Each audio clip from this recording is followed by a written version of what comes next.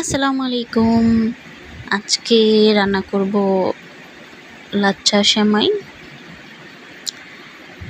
এর জন্য আমি ১ লিটারের মতো গরুর দুধ নিয়েছি।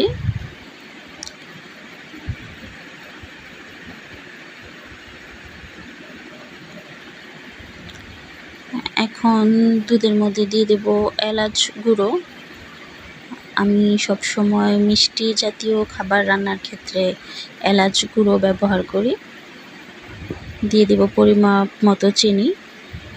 চিনিটা আপনার পছন্দ মতো, যে আপনি কতটুকু মিষ্টি খেতে চান। ভালো করে মিশিয়ে জাল করে নেব। আমি মিষ্টি জাতীয় খাবারে এলাচ গুঁড়ো ছাড়া আর কিছুই ব্যবহার করি না। শুধু এলাচ গুঁড়ো দিয়ে মিষ্টি যে কোনো খাবার আপনার সুন্দর একটা মিষ্টি ঘ্রাণ পাওয়া যায়। আমি দুধটা বেশ ভালো করে ঘন করে জাল করে নেব। ঘন করে জাল করা দুধ দিয়ে লাচ্ছা সেমাই খেতে বেশ ভালো হয়।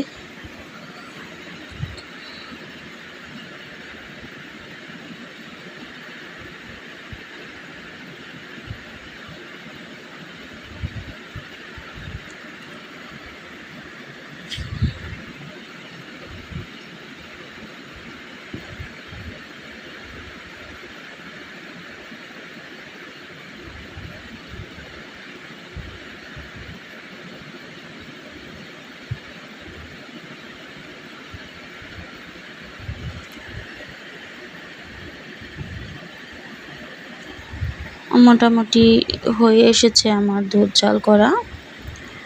এখন একটি সার্ভিং বোলে নিয়ে নেব লাচ্ছা সেমাই।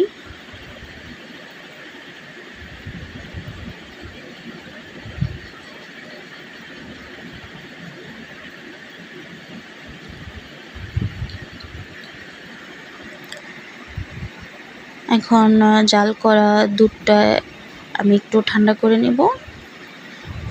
অনেক বেশি ঠান্ডা না, আবার অনেক বেশি গরম দুধটা লাচ্ছা সেমাইয়ের মধ্যে দিলে ওইটা খেতে তেমন একটা ভালো হয় না। অবশ্যই একটু ঠান্ডা করে নেবেন। তারপর এই তো আমার ঠান্ডা করা শেষ।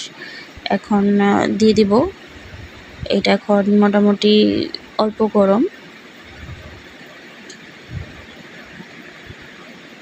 এইভাবে দুধ ঠান্ডা করে দিলে সেমাইটা খুবই ভালো হয়।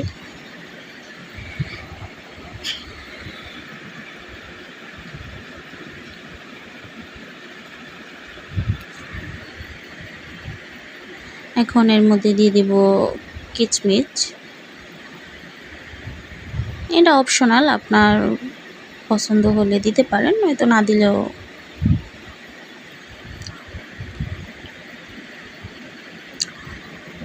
এখন দিয়ে দিব বাদাম কুচি।